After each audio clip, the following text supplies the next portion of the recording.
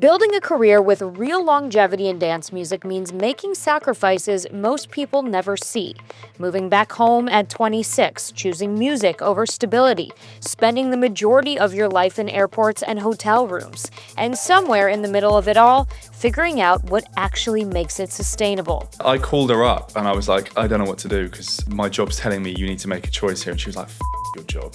Move home, come and do music. You love your music. Without her doing that and pushing me, definitely wouldn't be doing what I'm doing now. Do not leave home. Just minimize your costs and focus everything into doing your music. But the grind only gets you so far. After years on the road, what keeps you grounded matters just as much as the music itself. I walk in the door and it's like funny little pairs of shoes lined up and stuff like that. It's just like, and I get home and that's like my rock and my foundation. You've got to have the right person. 9 out of 10 other people that I know are single or divorced, and it's a lonely life. It can be a really lonely life, you know. And if you don't have that at home, then yeah, it can be super lonely. And the reality of the lifestyle? I think people just assume that it's like just glitz and glamour the whole time, but the reality is that 90% of your time is spent traveling. I literally ran into my hotel room, burned my mouth on a coffee, like showered really quickly and then like sprinted here. Today, I'm sitting down with Archie Hamilton and we're getting into all of it. What it actually takes to build a lasting career, what he wishes he knew sooner, and why after all these years, he's just now hitting his creative stride. This episode is sponsored by Laylo, where culture drops first. Lelo is the drop platform and CRM used by artists and promoters like Fisher, Chris Lake, James Hype, Mochak, Weathen, and tech support to create hype around big moments and build a direct line to fans. With Lelo, you can capture phone numbers from social media and message your biggest supporters when tickets or merch go live, plus reward them with exclusives. It works across SMS, email, WhatsApp, and Instagram DMs with integrations like Shopify and Spotify, voicemail hotlines, and a complete tour suite when you're ready to hit the road. Laylo makes it easy and affordable for DJs to drop in your style and build a fandom that lasts. Use the link in our show notes for 15,000 free messaging credits with code Olivia15. You just posted recently that you opened your home studio. Yes. You needed like a creative reset. What needed to be reset? Yeah, I didn't know I did until I did it, basically. What needs to be reset? I had a studio at home until about 2022. And then I thought I'm going to like get a proper studio and like really build it out. And so I did that, and I moved into a place in East London in Hackney called Nettle House, which is a really cool spot. Lots of people have studios there. Jamie Jones has a studio there, and a bunch of other cool artists. And it was great, but it was a half an hour trip from my house, and I was sharing with somebody. So with my schedule, and it was just difficult to work there because it was like, there was a couple of barriers in between. So it was a great space, but I didn't get as much time in there as I would have liked to have done. And then I gave that up at the end of 24, and I started working from a studio in West London, which is a sick studio, don't get me wrong, but it's an hour away from my house. And because it wasn't mine, I was having to book sessions like a month in advance. And so I was maybe getting 2 or 3 days a month in there max, right? That's crazy. It's not enough. And like when I get there, there's just so much pressure to get something finished, or I just had like a laundry list of stuff I had to get done in every session. And it just, it was fine, but I just don't feel like I was that creative. Then you fast forward to January this year, myself, my wife and my daughter, we left London, we moved down to the coast, which is so beautiful. And what you get for your money outside of London in the UK is just crazy. So now I've got, space, and I built a studio in the attic of the house. I'm in there 6 hours a day every day. Wow. Now. And it's just like, you can afford the time to just try out new things, practice stuff, try a bunch of different sounds. And, music production or any kind of musical creative activity is it's like training a muscle, right? So it's like, I'm in there, I'm training every day. And so just my creative output is just flying now. So yeah, I'm loving it. Wow. Everyone eventually leaves the city and flocks for the outskirts, don't Yeah. they? I think also, you've got, when you tour and you've got a crazy life every weekend, all I want is a bit of peace and quiet. And where I was living in Hackney was like very cool, but it's heavy and full on, and the energy's really heavy. And I just want to go and get home and just breathe clean air and just, relax, which is, and that's what I've got now, which is lovely. It makes so much sense. Yeah. Will Clark, he was on the podcast recently, and he was telling me about his estate that he lives on, his he lives on a farm with farm. his parents, which is so It's awesome. cool. I imagine you need that reprieve after totally. touring. I wonder, my husband and I always talk about when is that moment going to be for us, but I love being able to walk wherever I need to go, and I don't know if I can give that up yet. Yeah, sure. But I'm sure we'll reach the point.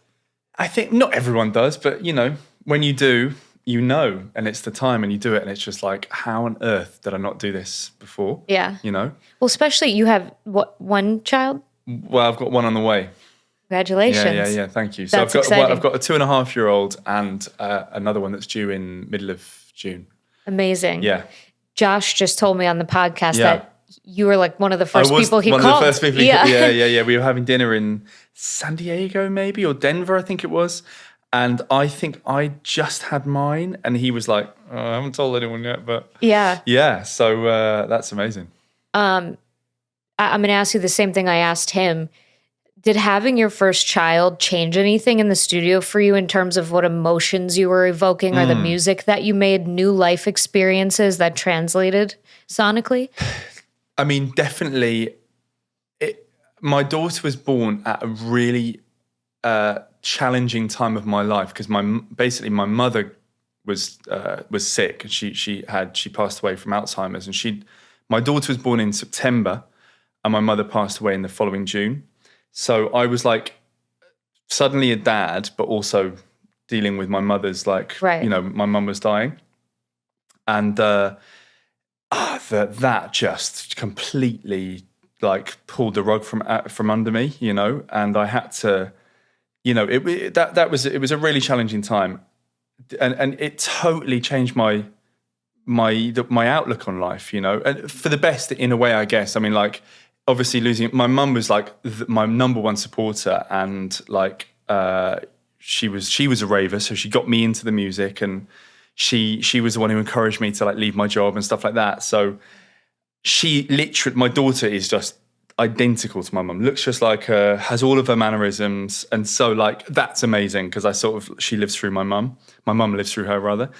How did it change me musically? I don't know. It really gave me focus because, I've been touring for 16 years, I think it is. And it's just been a wild, wild ride from day one. And I think when my daughter was born, suddenly everything just comes into focus, a little bit more. And especially everything else that was going on around it. And it just really gave me clarity about what I wanted from everything, and also just it makes you toughen up super quick. So I think you just stop caring about anything, about what people say or what people think, which is really, really helpful. And I think I've really suffered from overthinking, my whole life, not my whole career, but worrying about what people think and whatever. That just, for me, it just went. And I don't know I think it probably did affect my music. Yeah. Thank you for sharing that. The life is such a fast life, the touring life of an artist, and to experience the circle of life in the middle of all of that, losing family and bringing new life into the world. I feel like it just really, like you said, it puts everything in perspective, and you zoom in on the moment and you realize how fast things go by. I mean, the years just start, the older you get, the years just start to fly past you. Insane. And you lay in bed every night and you're like, how did another month just pass? Yeah. How are we 3 months into the year already? It's mad. And I think that's probably one of the darker parts of being an artist, because you have to show up and perform and do your job when you have all this real life stuff going on. Got to put your show face on, Yeah. Yeah. Which is, do you know what?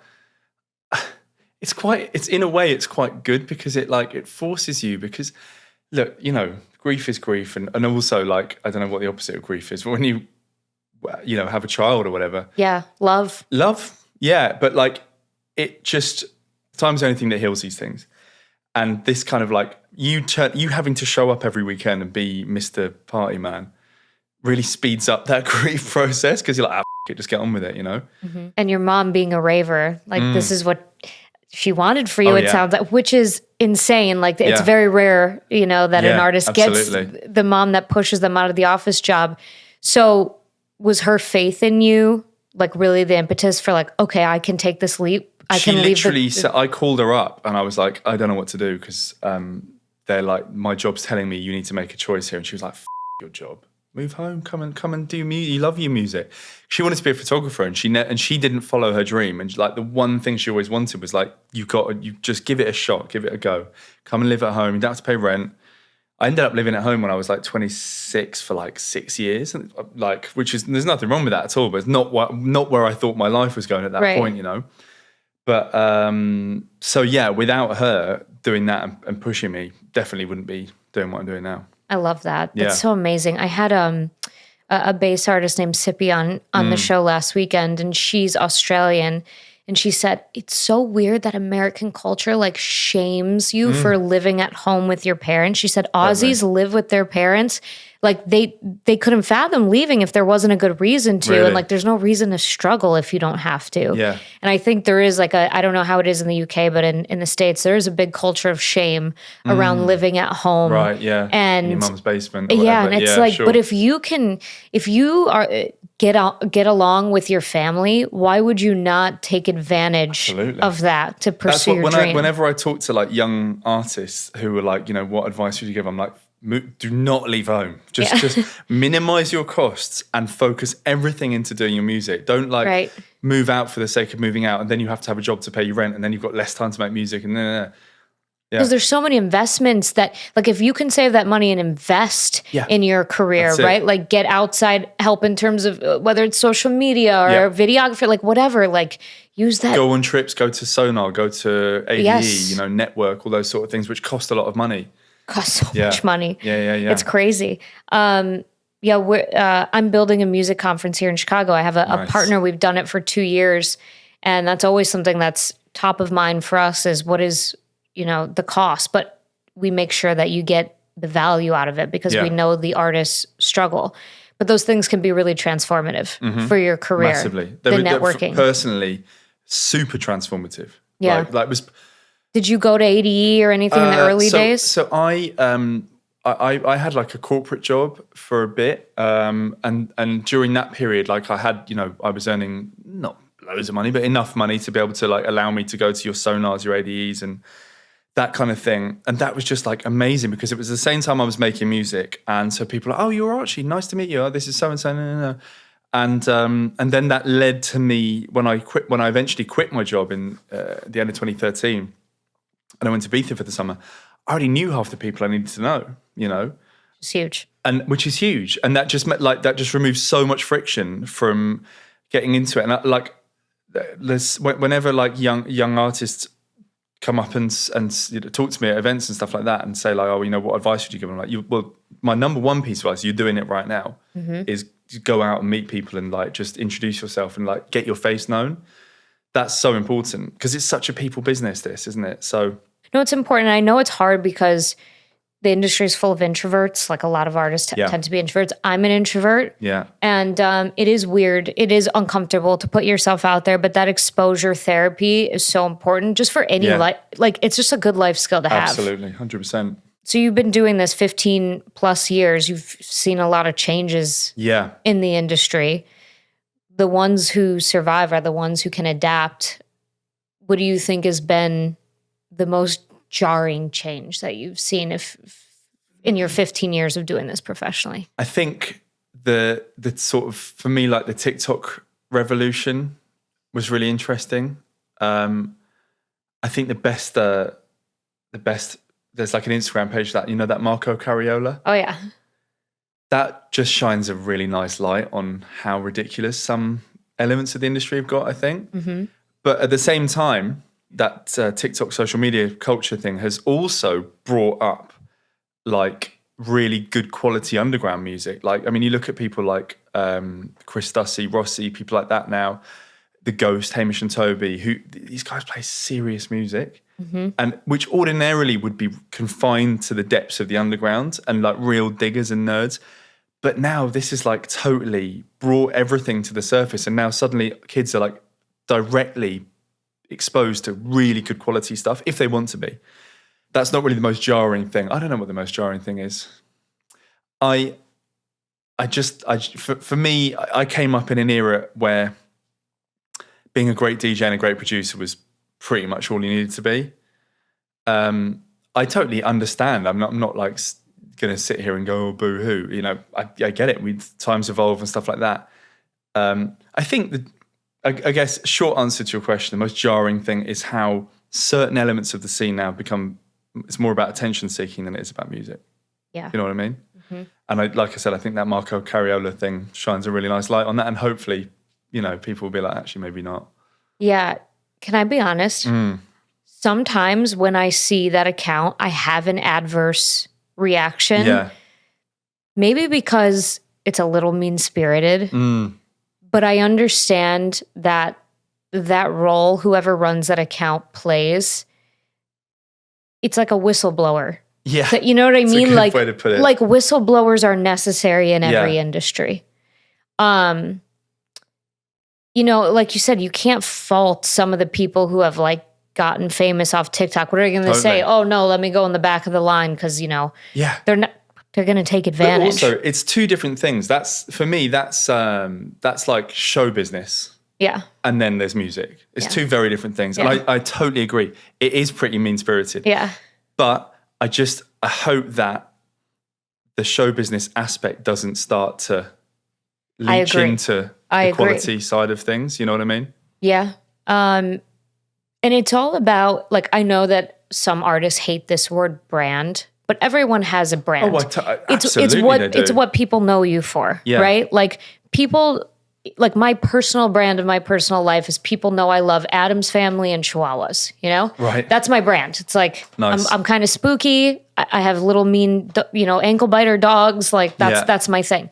But some of those, like some people really run with that term brand, right? And then they get into the show business territory that you're talking about. And I think it was pretty inevitable with this scene not being so underground anymore. That's inevitably going to happen. Totally agree. Absolutely. And what you were saying on the social media side too, with it elevating so much good music, the slop comes with it. You can't. Absolutely. You've got to take the rough with the smooth. Right. And so I think just what's really important is and where do you put the responsibility on the fans to have good taste? Like, how do we ensure? You can't. I think it's important for artists who want to stand for quality not to just take shortcuts. I think that's one thing. I think also another slightly jarring thing about it is what it actually does to like the way people make music, because it's like it feels like the tail's wagging the dog, in that you like when I go to make a record, I make the club record first, right? 5, 6, 7 minutes long. Mm-hmm. But now it feels like you just don't even do that. You have to make a short thing with a bang straight into the hook version for TikTok, which is I get, but that shouldn't be what leads you in making music. Right. It should just be your inspiration, and you should just make records. Right. That for me is a little bit. I think that's a shame. It is, and that's like it's not just dance music anymore. It's all genres. Everything. Like my Pilates instructor said yesterday, she was like, "Guys, I made a throwback playlist saying it was so easy because all these old songs are like 5-6 minutes long. And we're talking like top 40 rock, whatever." Yeah. And she's like, all the songs of today, I've got to add double the amount because they're so short. And that actually matters to her because she has to time the music with the class. And she's like, it's a pain in the to work with the music of today. Yeah. It takes more time. Mm-hmm. So it is a shame. but like I understood, like what you were saying, I understand why. I think I read when I was doing some research on you, did you say that you create different records for different rooms? Yeah, I mean, I started off making. Well, I've just always made music that I was inspired by, and I started going out in London, as a late in my late teens, and the sound of the time was like electro and breakbeat, and I started by listening to jungle. I've made some jungle, but I've always really just made house music and every kind of iteration thereof. But I started making more like electro-inspired breakbeaty stuff, and then when I started going to Fuse in Brick Lane, when in East London, I went super stripped back, very minimal, and I'd been to some waves, and I was just like totally inspired by that. And then I started playing for Fuse, and Fuse then moved to Village Underground, which is a much bigger room. It's like more of a warehouse room, and so by just naturally, the sound toughened up, and that then toughened up my sound. But I think for me now, or maybe probably always really, I go into a studio session with an idea to make one thing, and something completely different will come out. And whether it's like garagey or minimal or tech house or whatever, I think I'm always inspired by my like reference points and my inspirations, Mm-hmm. And experience. By my experiences, the longer you're in this. Exactly, that's it. So I like making all different kinds of music, and it's really nice because it's like every different room you play, you've got something different to play for that room. Do you feel like you have more creative license now because you've been around for so long, or have you always felt that way? Definitely more creative license. I feel like I feel, like I said before about not really caring anymore. Yeah. So I just don't care anymore. I just make whatever comes out. Yeah. And sometimes I'll make it, and the next day I'll wake up and I'll be like, that's awful. Or, other times I'm like, that's really interesting. But yeah, definitely having the confidence in yourself as an artist, and then and having the ability to sometimes I just sit there and I'm like, this is so weird. I'm not actually making this music. Whatever's something's doing coming it for through me, you. Yeah. And being able to unblock yourself and let that happen is really, really special. That flow. Yeah. That's the flow state is the best feeling in the world for any creative. Mm-hmm. For me, I don't write as much as I used to, but I used to be a TV reporter. Yeah, right. And I've done all different forms of journalism. Now it's more video, and I do feel like sometimes I get into a flow with my questions too. But yeah, I miss that. I missed oddly, I used to get it when I would write essays for school. Mm-hmm. I loved writing an essay, which is strange. Lucky you, I hated that. I can't do a basic long division to save my life, but I can do, I can write essays. That's nice. Yeah, it is. Flow state is I wish that for every creative, know, because it's not always easy. No, absolutely not. Yeah, once you're in it, also just don't get off the wave if it's coming. Just don't just cancel everything, just go. Yep. Because you might not get it again for a couple of weeks, Yeah, 100%. Mm-hmm. So we talked a little bit about your family earlier, but for artists listening to this who, I think a lot of DJs are single. I think that's it. A lot of, especially young artists. I think a lot of young people are single now anyway. And I know people in my life right now who are struggling with when's the right time to bring a significant other into my life because my career is just taking off and I'm never going to be home or whatever. But I've been seeing more artists actually talk about how having a family has just unlocked so important. New levels of their artistry. What can you tell them? What advice can you give them? I mean, I can tell you from my experience, having that solid base and foundation at home, when you travel and you obviously go around the world and it's exhausting and crazy parties and whatever, and you get home and you walk in the door, I walk in the door and there's tiny little pairs of shoes lined up and stuff like that. It's just and I get home and that's my rock and my foundation. But I would say if you're starting out, committing to a relationship is if you don't have the right person backing you and on your side. And I prior to my wife, my slag her off on TV, but my ex-girlfriend was not the right person, and it was really, really difficult. Like having someone who didn't believe in me and didn't push me and whatever.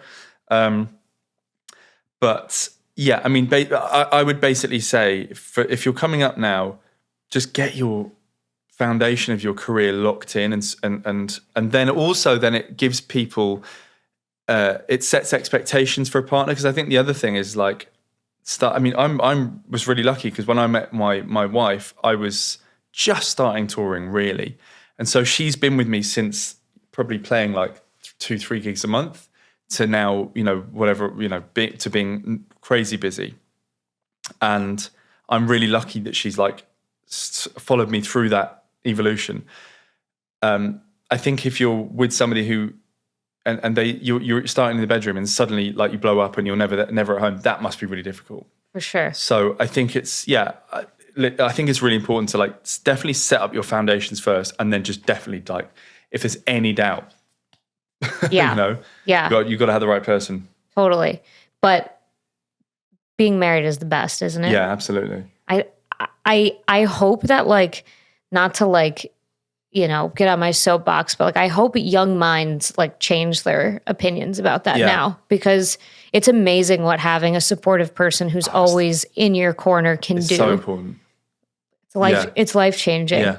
My husband and I started our businesses like around the same time, which was really lucky. Cause like you were saying, like if you go from bedroom to suddenly blowing up and the person you're with has like a solid 9 to 5, like we got lucky where we both like took the leap and got, into super risky, like life. You're in it together though. Yeah. That's and it's awesome. That's awesome. It's awesome.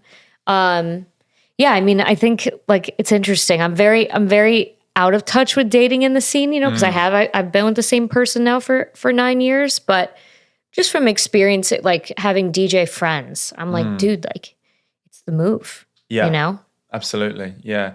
It's tough though, when you're like that busy and if you're like a top tier 1 DJ or whatever, how the hell are you going to meet somebody who's going to put up with that lifestyle? You know what I mean? Like it's tough. It's really tough. So, I think it's, I think I was actually having this conversation with my wife the other day. It's like, I'm so lucky to have like a family and to have this in the position that I'm in, in music and all that kind of thing, because 9 out of 10 other people that I know are single or divorced or, and it's a lonely life. It can be a really lonely life, and if you don't have that at home, then it can be super lonely.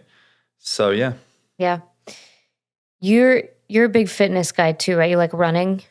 I'm not a huge runner. Did I see you did some sort of running interview, or am I making that up? Oh, that was with that was with Theo Cottis. Okay, so you don't like running. I hate running. I'm into my fitness. I can't run. I've got like this. I've got a back injury basically. But I tried to I have to use. I'm on the elliptical now. Yeah, so it's like low impact. Yeah, so super embarrassing. But yeah.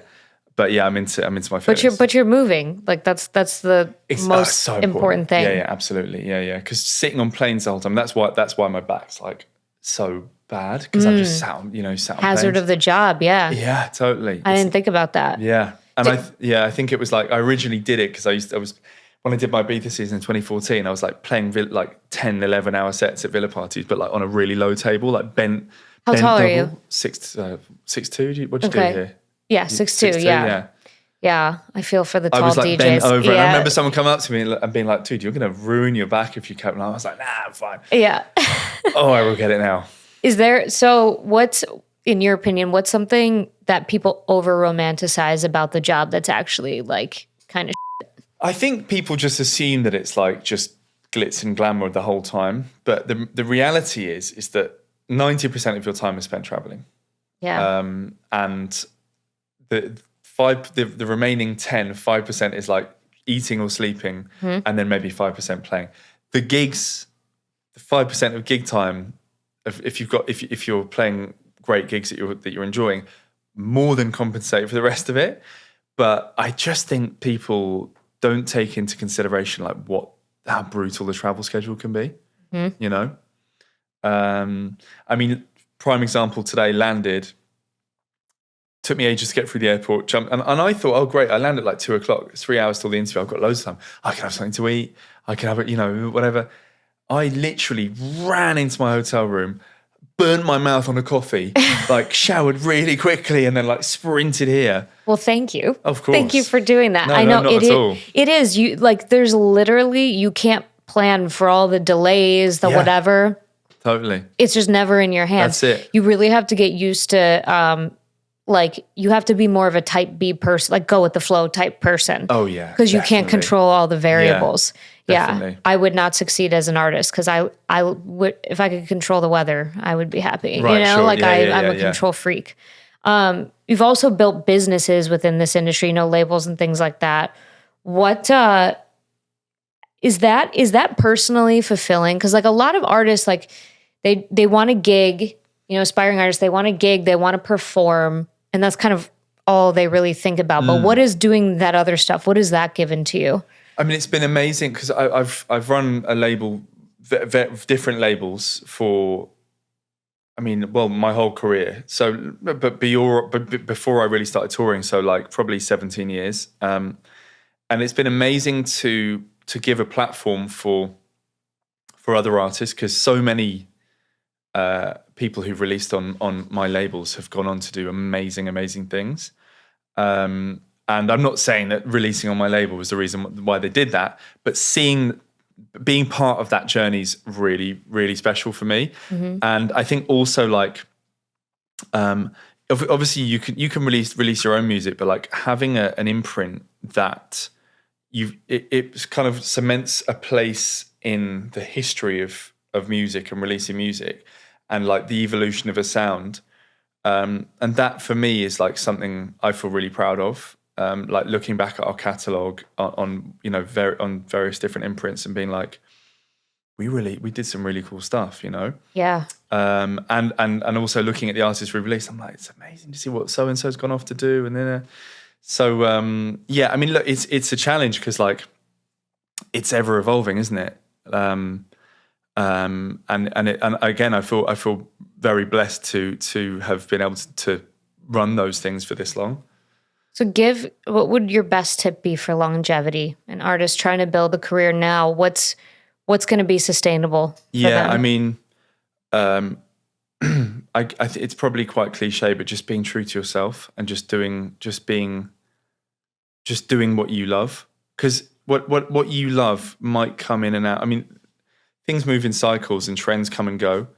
And definitely following trends, you could have a great successful 2 years if you jump on like a hype train, but nothing really lasts for longer than about 2 years. So I just think it's really important you can dip your toes into whatever the current trends are, but it's really important, I think, to like have a very like recognizable sound that's yours and just stick to it, just be yourself. And I think also like with regards to social media as well, getting your personality across is so important. It's something that I really struggle with because I'm an introvert too. But yeah, I just think like be yourself and make sure people know who you are and what that is. That's probably the only real answer to longevity. And then I think probably on a more practical point, like not like spending all of your money, being like smart with your money. That's definitely one thing that I wish I'd been better at in the early years. Oh yeah, were you buying like the flashy watches? God, no. Just like I wish I'd known more about like I don't know investing and stuff like that. Do you know what I mean? Like building. You have no idea. That is what I harp on the most on this show. Is like even if you can only put a few dollars away into a Roth or like whatever it is. It's better than nothing. Exactly, 100%. It's never too late to start either. Yeah, Josh and I were talking off camera about how just like we're pretty like low key people. Like my car, my Honda, I've said this many times on the show, has duct tape on both mirrors and the bumper because some happened. One, I got in a fight with a guy on a bicycle and he punched my mirror off. The bumper was my fault. I duct taped them up. and there's no good to need. go. I'm in the city. There's no Yeah, need to exactly. like prove anything to anyone. Exactly. Sometimes it's a little embarrassing if I am rolling up to like meet a client or something, but I get over it because it's like that's not where. Yeah, that's not where I need to spend my money. Yeah, exactly. You know. Yeah, the money thing is so huge because it compounds over time. Compounds over, but also like you never know how long your run's going to be in this game, and if you spend and you commit your time to doing this, and you spend 10 years doing it, and then suddenly like I don't know whatever and that kind of goes back to like not jumping on trends. If suddenly you're like fully committed to a trend and a sound, and suddenly that sound becomes super unpopular, and you're out the door, and no one cares anymore. Yep.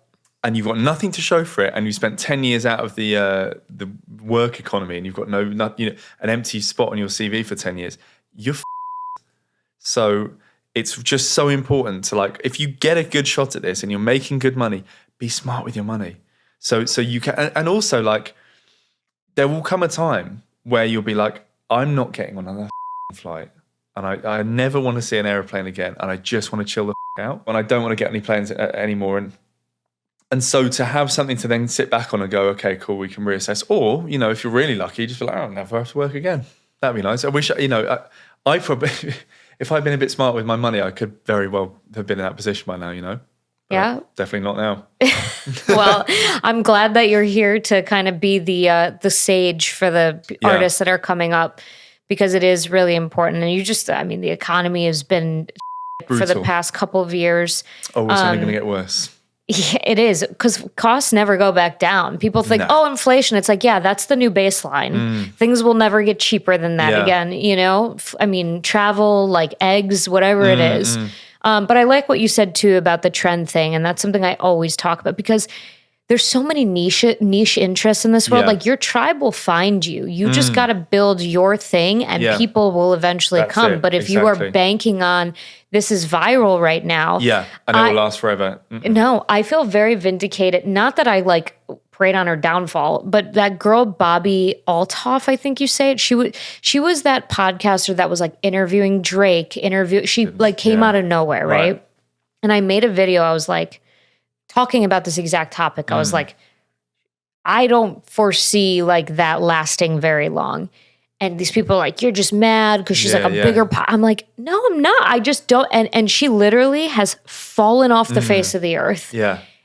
And again, I feel sorry for her, because she actually just did an interview where she's like, I don't know why nobody like likes me anymore. But she was capitalizing on what was like popular in pop culture at that moment. And it never had any substance. Yeah. And it's just so fleeting. Everything is so fleeting. You've got to build a foundation. You got to build a foundation. Got a foundation of like, a catalogue of really solid records that span all different sounds and if you're just banking on one thing, it ain't gonna last. True. So before we jump off, let me know what you're excited about this year. What are you looking forward to? Loads. I've just like, been churning out music. So I've got a record coming out next Friday on Method. When's this coming out? Couple weeks. So it'll be out. I've got a record out on March the 20th. Okay. Called Push Up On Me, with a wicked little vocal from someone called Cecilia. And then I've got a remix for Christy Cons coming out on Nervous. Amazing. You got a Nervous coaster right there. I saw that. Yeah. Very on brand. Yeah, big fans of them. Yeah. What else have I got? Then I've got my first vinyl in years. Ooh. Yeah. On a label from New York called Risk Reward, my friend Daniel Dutz's label.